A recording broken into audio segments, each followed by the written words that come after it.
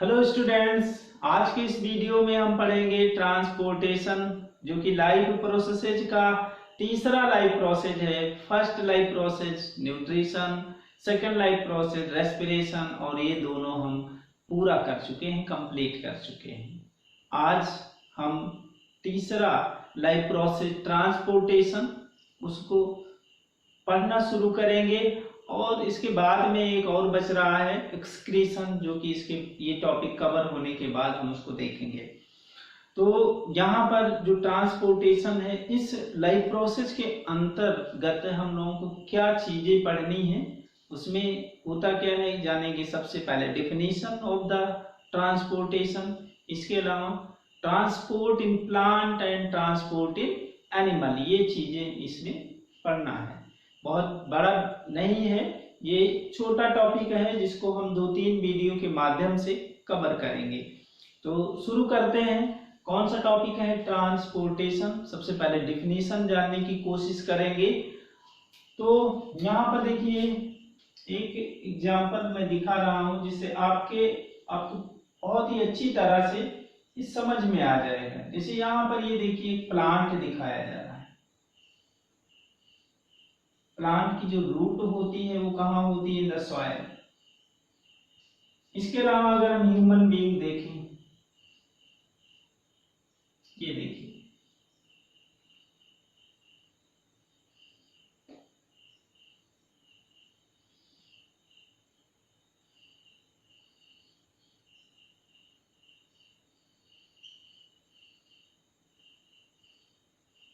Human being, यहां पर आपको पता है दोनों क्या है? ऑर्गेनिज्म है।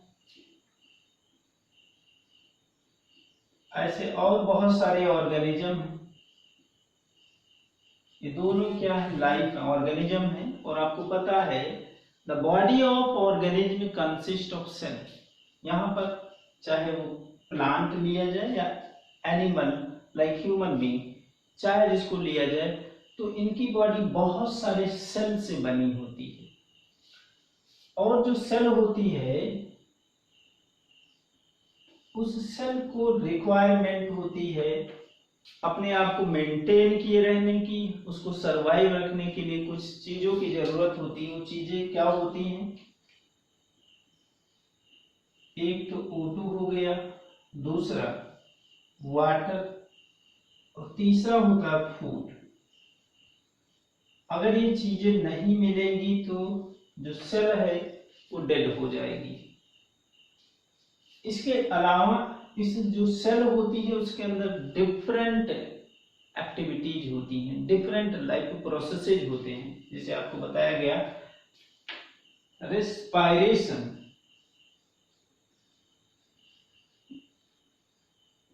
इसके पहले जो हम लोग पढ़ चुके हैं life process respiration. Where does it takes place? कहाँ होता है रेस्पायरेशन? आपको पता है respiration takes place inside the cell and this one is life process.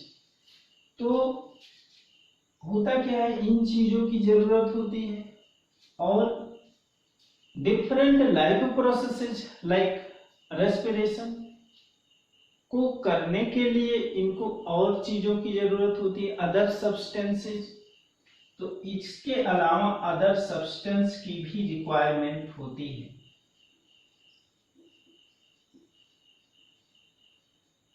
अब यहां पर देखिए अदर जो सब्सटेंस, अगर प्लांट को देखा जाए तो वाटर की अगर रिक्वायरमेंट होगी तो वो कहां से मिलेगा उसको?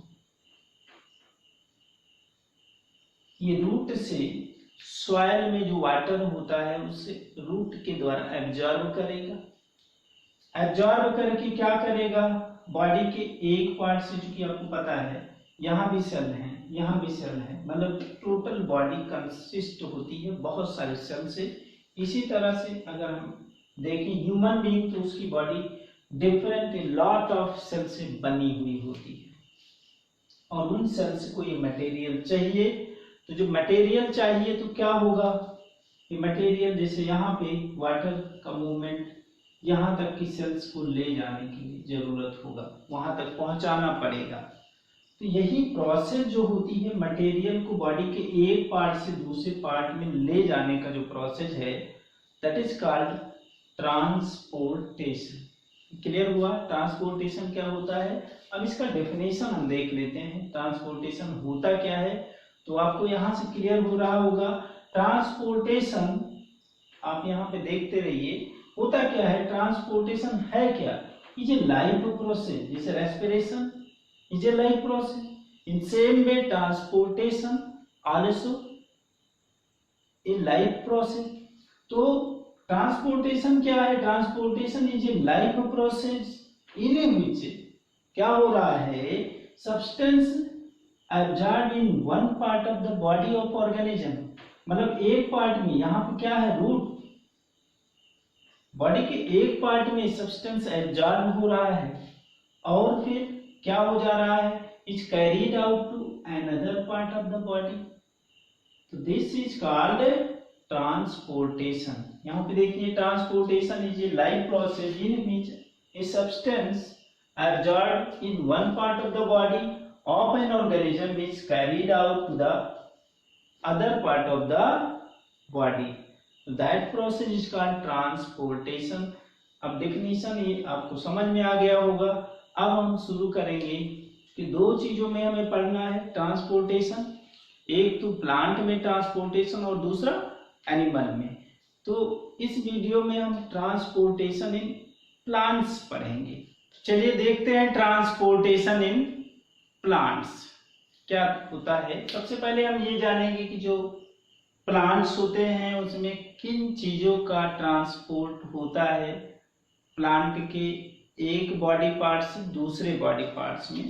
तो यहाँ पर देखिए, जैसे एक तो हो गया वाटर, और इसी में डिजॉल्व होता है मिनरल, डिजॉल्व्ड मिनरल, इसकी रिक्वायरमेंट होती है, इसका ट्रांसपोर्टेशन होता है। दूसरा होता है फूड, और एक होता है O2 रेस्पिरेशन प्रोसेस के थ्रू। तो यहाँ पर थोड़ा ध्यान देना है, आपको पता है अगर सोर्स अगर देखा जाए वाटर का और डिफरेंट मिनरल्स का, तो वो क्या होता है, सॉइल होता है, यानी कि सॉइल से इनको ये मिलता है। और ये जो फूड होता है प्लांट के एक पार्ट से दूसरे पार्ट में पहुंचाना होता है, जितने भी सेल्स हैं, ये कहां पर होता है, आपको पता है लीफ, ये साइट है जहां पे फोटोसिंथेसिस प्रोसेस होती है, और फोटोसिंथेसिस प्रोसेस के थ्रू जो लीफ होता है फूड को प्रिपेयर करता है। तो ये दो चीजें हो गई, तो सोर्स हैं, यानी सॉइल से वाटर और मिनरल को ले करके बॉडी के एक पार्ट से दूसरे पार्ट में ले जाना होता है, और जो फूड प्रिपेयर होता है कहाँ पर, इन द लीफ, उसको बॉडी के डिफरेंट पार्ट में, रूट, स्टेम, ब्रांचेस, फ्रूट, इन सभी में पहुंचाना होता है। थर्ड क्या है, जो है O2, ये आपको पता है, इसका अगर सोर्स देखा जाए तो एटमॉस्फेयर है, एटमॉस्फेयर से O2 मिलता है। अब थोड़ा सा ध्यान देना है, अगर आप रेस्पिरेशन टॉपिक पढ़ चुके हैं उसमें तो आपको बताया जा चुका है कि O2 के लिए प्लांट जो होते हैं इनमें कई स्ट्रक्चर होते हैं जिसके थ्रू O2 प्लांट बॉडी में इंटर कर जाता है। आपको फिर एक बार मैं बता दे रहा हूं, जैसे यहाँ पे रूट जो होगा उसमें अगर वो उडी है तो उसमें लेंटिकल प्रेजेंट होते हैं, लेंटिकल, या फिर रूट हेयर होते हैं जो ऑक्सीजन को एब्जॉर्ब कर लेते हैं। स्टेम जो होता है इसमें भी लेंटिकल होता है जिसके through O2 inside of the cell, inside of the body of the plant enter कर जाता है by the process of diffusion। और लीव्स जो होते हैं लीव्स कंटेन स्टोमेटा। तो stomata is responsible for exchange of the gases, that is respiratory gases from atmosphere to the cell, ये काम करता है। तो इसकी ट्रांसपोर्टेशन की जरूरत नहीं पड़ती है, ये एटमॉस्फेयर से होता क्या है कि ट्रांसपोर्ट होता रहता है, एक्सचेंज होता रहता है। O2 इनसाइड में जाता है, CO2 बाहर एटमॉस्फेयर में चला आता है। तो यहाँ पर हमको जो पढ़ना है, इसमें ट्रांसपोर्टेशन की जो जरूरत होगी वो किन चीजों की होगी, एक तो फूड मटेरियल की और दूसरा जो होगा वो water and mineral, H2O and minerals की वाटर होगा, मीन्स ट्रांसपोर्टेशन की जरूरत होगी। तो यहाँ पे देखिए इसके लिए जो स्ट्रक्चर रिस्पॉन्सिबल होता है that is water and mineral के ट्रांसपोर्टेशन के लिए वो होता है जाइलम, और दूसरा जो होता है वो होता है फ्लोएम। यहां पर आपको याद रखना है that is xylem transport water and mineral while phloem transport food material and other substance also like plant hormone,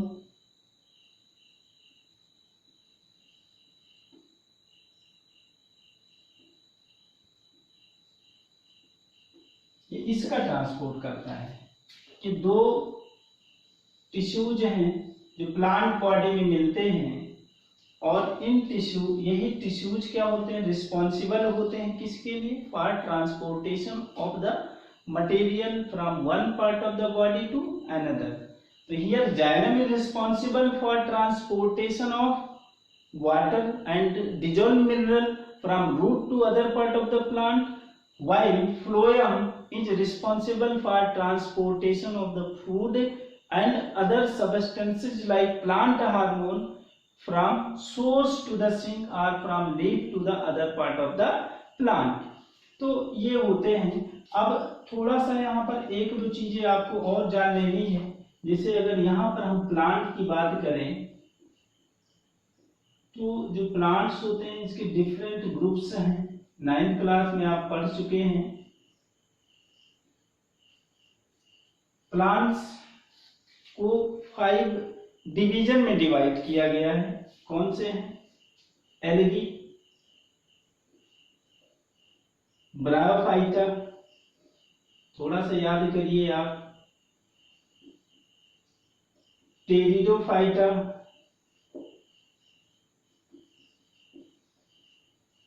gymnosperm,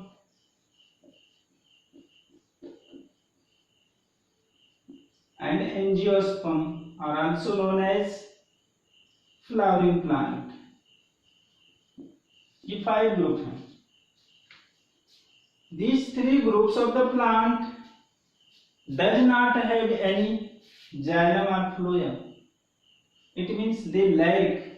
थोड़ा सा यहाँ पर जान लो, जाइलम एंड फ्लोएम इनको एक साथ बोलते हैं वैस्कुलर टिश्यू, वैस्कुलर टिश्यू और कॉम्प्लेक्स टिश्यू और कंडक्टिंग टिश्यू। तो algae, bryophyte, pteridophytes like xylem and phloem इनमें नहीं मिलता है। Only 2 group of plant, that is gymnosperm and angiosperm, have xylem and phloem। xylem and phloem केवल इन 2 group में मिलता है, and these group lack xylem and phloem।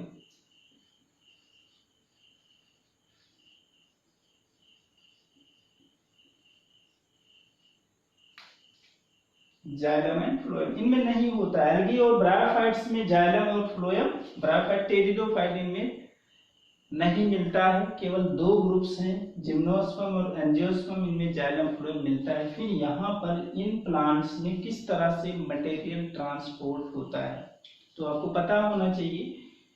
जो algae, bryophytes and pteridophytes ये सिंपल प्लांट है, मतलब कि इनमें होता क्या है कि जो मटेरियल का ट्रांसपोर्ट होता है ये बहुत बड़े नहीं होते हैं, छोटे छोटे प्लांट होते हैं। तो इनमें सिंपल डिफ्यूजन प्रोसेस के थ्रू मटेरियल पहुंच जाता है from one part two another part.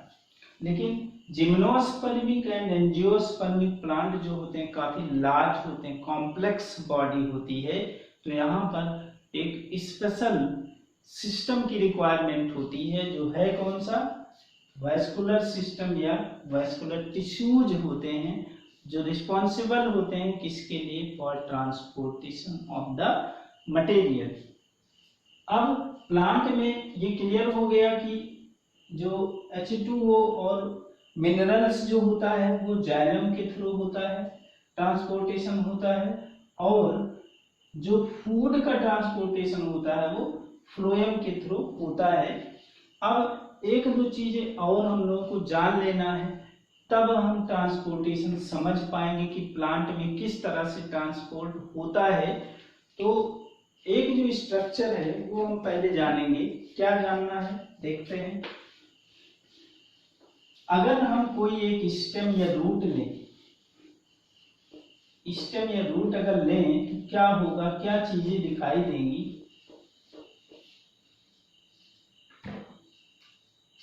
जैसे यहां पर एक स्टेम है ये या रूट है, अगर इसका हम ट्रांसवर्स सेक्शन लें, थोड़ा सा ध्यान दें, ट्रांसवर्स सेक्शन मतलब कि इस तरह से स्टेम या उसको लेकर के कट करें, इस तरह से जैसे आप चिप्स काटते हैं, तो क्या होता है ऐसे इसको कट करने पर टीएस में अगर देखा जाए तो इसमें बहुत सारे छोटे छोटे चिप्स मिलेंगे। क्या मिलेंगे, चिप्स, या हम कह सकते हैं ये थिन जो है सेक्शन हो जाएगा। इनमें से जो सबसे थिनेस्ट सेक्शन हो काटने के बाद, थिनेस्ट सेक्शन, इसको क्या किया जाता है, एक स्लाइड पर ले करके, यहां पर हम ये जानने की कोशिश कर रहे हैं कि जो प्लांट बॉडी है ये किन से बनी है, तब हम जान पाएंगे कि मटेरियल कैसे ट्रांसपोर्ट होगा। तो इस सेक्शन को एक स्लाइड पर अगर रख करके और उसको स्टेन करें, माउंट करें और माइक्रोस्कोप से अगर ऑब्जर्व करें, तो यहाँ पर कवर स्लिप लगा करके माइक्रोस्कोप से अगर ऑब्जर्व कर रहे हैं तो इसमें होगा क्या कि इस तरह से स्ट्रक्चर ये दिखाई देगा।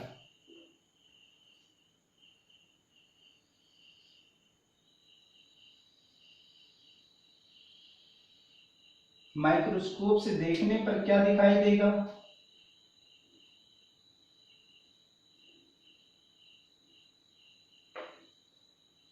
इस तरह से ये सेल्स दिखाई देंगी। एक आउटर मोस्ट कवरिंग होगी, ये सभी सेल्स हैं, और एक ये सिंगल लेयर होती है और इसको बोलते हैं एपिडर्मिस। एपिडर्मिस।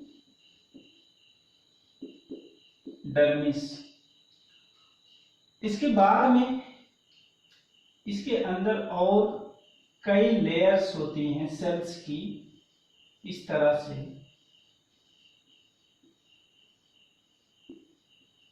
ये मल्टी लेयर होता है, कई लेयर होता है,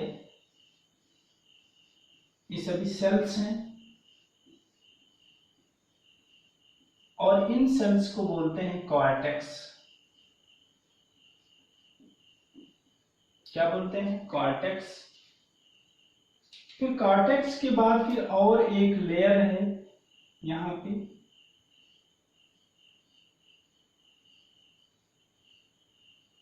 इस तरह से सेल्स की लेयर होती है, ये सिंगल लेयर ऑफ सेल्स होती है, और इस लेयर को यहाँ पर ये भी और कॉर्टेक्स दिखाया जा रहा है। ये जो लेयर है इस लेयर को बोलते हैं इंडोडर्मिस।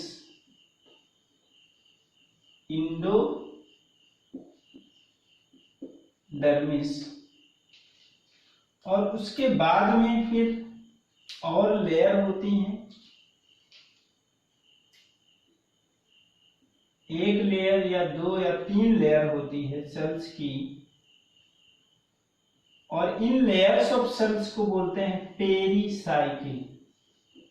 पेरीसाइकिल। और फिर इसके इनसाइड में सबसे अंदर, that is the centre portion में क्या होता है, जाइलम होता है। ये क्या है, जाइलम।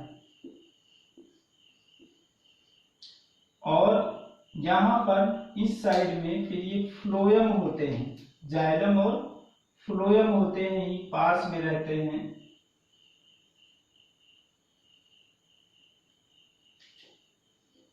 तो ये टिश्यूज होते हैं। तो इसमें कौन कौन से टिश्यूज होते हैं वो आपको क्लियर हो गया। इसको हम देख लेते हैं एक बार पुनः। कौन कौन से टिश्यूज हैं जो रूट या स्टेम में मिलते हैं। सबसे आउटर मोस्ट जो है वो क्या है, epidermis. This one is epidermis, outermost layer, single layer of cell से फॉर्म होती है। देन कॉर्टेक्स, ये मल्टी लेयर होती है, कई लेयर होती है ये cells. Then endodermis, inner to cortex is endodermis, one is single layer of cells, ये ग्रीन कलर में जो दिखाया गया। और उसके अंदर होती है pericycle, and then xylem and phloem, xylem and phloem. तो यहां पर अगर हम एक यहां पर प्लांट ड्रा करें, ये आपको पता है इसका रूट जो होगा वो अंदर की तरफ होगा सॉइल में। यहाँ पे बहुत सारे रूट हेयर होंगे। रूट हेयर वाटर को क्या करते हैं, एब्जॉर्ब करते हैं, और फिर इनको पास होना होता है different layer of cells, different layer of tissues, endodermis, cortex, epidermis, cortex, endodermis, pericycle, xylem and phloem. इन लेयर्स को पास करना होता है, तब ये जा करके इसके सेंटर में क्या होता है, जाइलम होता है। ये जाइलम इस तरह से जब इन लेयर्स को पार करके ये जाइलम में जाता है तब ये अपवर्ड मूवमेंट होता है। तो ये इतने टिश्यूज को पार करना पड़ेगा, तब वाटर ऊपर की डायरेक्शन में different parts of the plant में पहुंचेगा। तो अब हम थोड़ा सा और देख लेते हैं कि ये जो जाइलम और फ्लोएम है इसके बारे में थोड़ा जानते हैं। देखते हैं जाइलम और फ्लोएम के बारे में। ये टिश्यूज के बारे में क्लियर हो गया होगा आपको। अब ये जाइलम और फ्लोएम जानने के तब अभी हमारे समझ में आएगा कि किस तरह से मटेरियल बॉडी के एक पार्ट से दूसरे पार्ट में पहुंचता है। तो अब हम जान लेते हैं जाइलम और फ्लोएम के स्ट्रक्चर के बारे में। यहाँ पर देखिए जाइलम जो है, this one, xylem consist of 4 type of cell. This one consist of 4 type of cell. First one, tracheids. Second, xylem vessels. Xylem vessels. Third one, xylem parenchyma.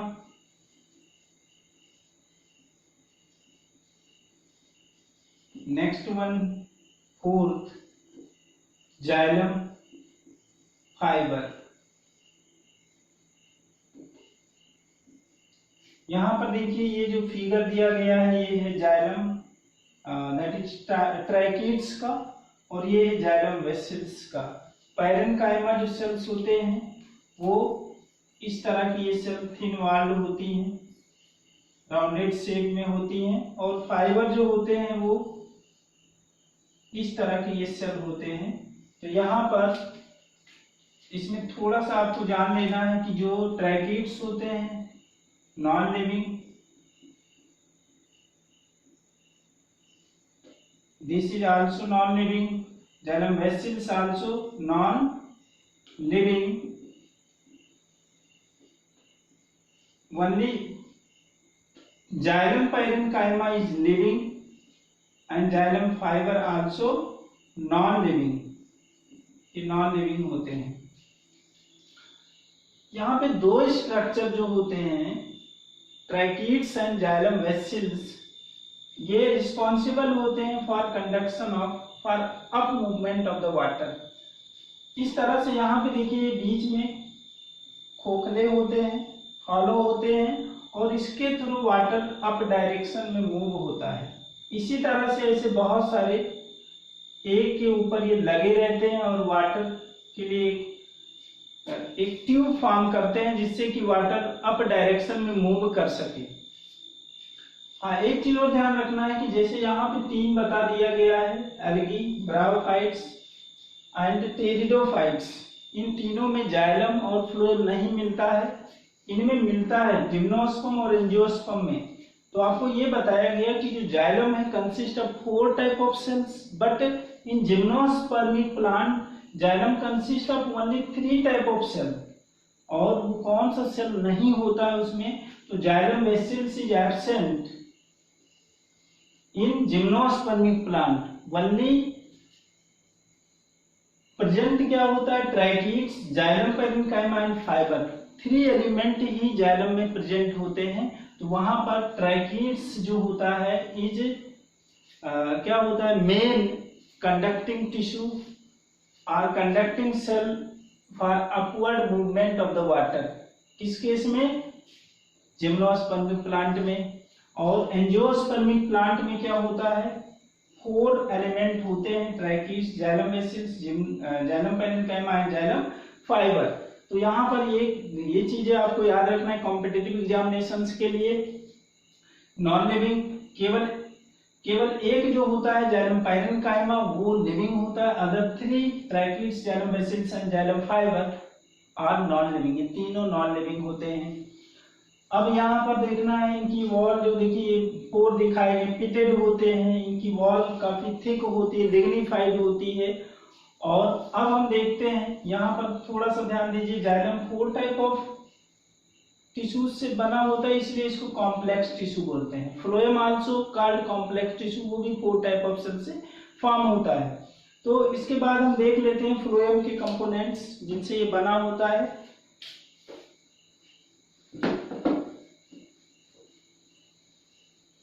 Phloem भी कॉम्प्लेक्स टिश्यू कहलाता है. क्यों? Because this is also consist of 4 type of sales.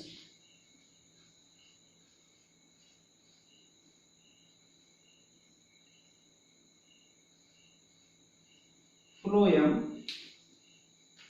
this one consists of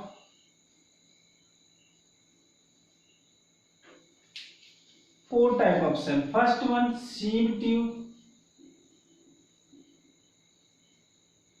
Second, companion cell. Third, phloem parenchyma.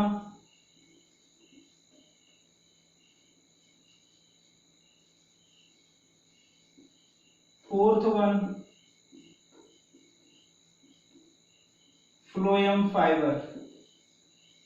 यहां पर एक केवल non living होता है,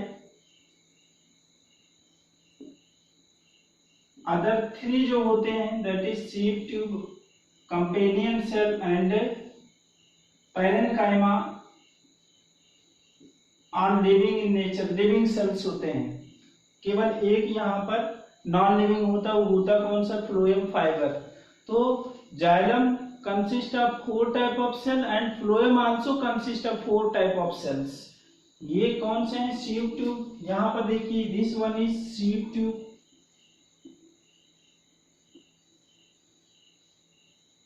ये जो होती है कॉम्पेनियन सेल.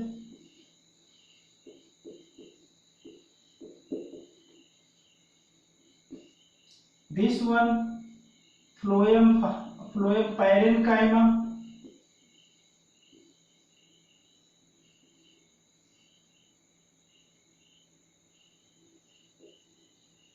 और इसी तरह से फ्लोएम फाइबर इससे लगे रहते हैं। यहाँ पर देखिए क्या होता है, एक इसमें विशेष चीज होता है, this one tube tube is non nucleated. ये क्या होता है, नॉन न्यूक्लिएटेड। इसमें न्यूक्लियस नहीं होता है। इसके पहले आपको और बता दें, एक और सेल है आरबीसी, जिसमें भी न्यूक्लियस नहीं होता है। तो दो सेल आपको मिला, एक तो आरबीसी, दूसरा ट्यूब ट्यूब लैक न्यूक्लियस, उसमें न्यूक्लियस नहीं पाया जाता है, याद रखना है आपको। तो ये हो गया। अब यहाँ पर देखिए जो ट्यूब ट्यूब होती है, एक ये जो सेल है, इसका जो एंड होता है वो इस तरह से प्लेट की तरह, और इसमें बहुत सारे पोर होते हैं। यहाँ पर ये क्या होगा कि इस तरह से ये रहता है, और इसमें बहुत सारे क्या होते हैं, पोर होते हैं। और मटेरियल इस तरह से एक ट्यूब ट्यूब से दूसरे ट्यूब ट्यूब में, जैसे यहाँ पर एक ट्यूब ट्यूब हो गया, एक ट्यूब ट्यूब से दूसरे ट्यूब ट्यूब में पास होता रहता है। क्योंकि आपको पता है फ्लोएम का रोल क्या होता है, conduction of the food material. तो फूड क्या होता है, एक ट्यूब ट्यूब से दूसरे ट्यूब ट्यूब में जाता है। यहाँ पर एक चीज नॉन न्यूक्लिएटेड होता है, तो इसकी जो एक्टिविटी होती है, जो न्यूक्लियस क्या है, control unit of the cell, ये सेल की एक्टिविटीज को कंट्रोल करता है। तो इसकी एक्टिविटी कौन कंट्रोल करता है, तो यहाँ पर जो कॉम्पेनियन सेल है न्यूक्लिएटेड होता है and control the activity of the tube tube cell, तो ये करता है। इसके अलावा जो फ्लोएम पैरेन्काइमा, ये लैटरल कंडक्शन ऑफ वाटर के लिए होते हैं, और जो फ्लोएम फाइबर होता है, दिस रिस्पॉन्सिबल और this provide mechanical strength to the plant. और इसी तरह से अगर हम जाइलम देखें तो जाइलम पैरेन्काइमा होता है, xylem parenchyma also responsible for lateral conduction of the water, water को साइड वेज में कंडक्ट करता है। तो इस तरह से आपको ये मिला, xylem consist of 4 type of cell and phloem also consist of 4 type of cell. So these two tissue, that is the xylem and phloem, called complex tissue. Complex tissue. यहाँ पे क्वेश्चन पूछा सकता है, why are xylem and phloem called complex tissue? तो जो answer होगा वो होगा xylem and phloem called complex tissue because they consist of many type of cells. They consist of 4 type of cells. Xylem consists of 4 type of cell and also phloem consists of 4 type of cells. इस cell से ये आप बता देंगे. So they are called complex tissue and xylem and phloem also called conducting tissue. Conducting tissue. इनको conducting tissue क्यों बोलते हैं? Because they conduct substances, they conduct material from one part of the body to another part of the body, so they are called conducting tissue. तो यहाँ आपको ये structure clear हो गया। अब हम देखते हैं कि जो मटेरियल को कैसे ये कंडक्ट करते हैं, ये टिश्यूज जो होते हैं मटेरियल को किस तरह से कंडक्ट करते हैं बॉडी के एक पार्ट से और दूसरे पार्ट में।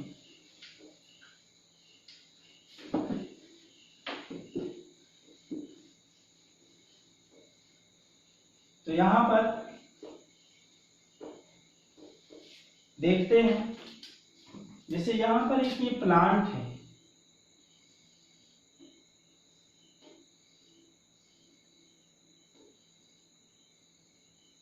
इस तरह से इधर लीव्स ब्रांचेज गई, लीव्स में गया, क्या होता है, जो वाटर होगा ये इसमें रूट हेयर होंगे, रूट हेयर ये वाटर को क्या करते हैं, एब्जॉर्ब करते हैं। और इसके सेंटर में आपको भी बताया गया है कि जाइलम होता है,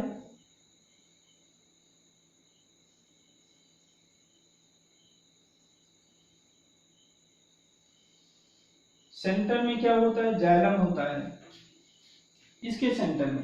अब चूंकि आपको पता है वाटर एब्जॉर्ब होकर के डिफरेंट लेयर ऑफ टिश्यूज को पार करता है, कौन कौन से टिश्यूज सबको पता है, आउटर मोस्ट जो epidermis, then cortex, then endodermis, then pericycle, और फिर ये पहुंचता है कहां पर, वाटर जाइलम में पहुंचता है। फिर ये अप डायरेक्शन में चला जाता है different parts of the plant, that is leaf तक ये पहुंचता है। और उसी तरह से फ्लोएम भी इसी के साइड में रहता है, वो लीफ से फूड मटेरियल को इस डायरेक्शन में भी, इस डायरेक्शन में, पूरे डायरेक्शन में मटेरियल को पहुंचाता है। तो यहाँ पर इस तरह से ये कंडक्शन होता है। अब हम अगले वीडियो में जो मैकेनिज्म होती है, किस तरह से अप डायरेक्शन में मटेरियल जाता है, वाटर और मिनरल किस तरह से ऊपर जाता है, या फूड सब्सटेंस किस तरह से डिफरेंट बॉडी पार्ट्स में पहुंचता है, कैसे पहुंचता है, अप डायरेक्शन में जाना, ग्रेविटी के अगेंस्ट कैसे ये पहुंचता है, ये सभी हम अगले वीडियो में पढ़ेंगे।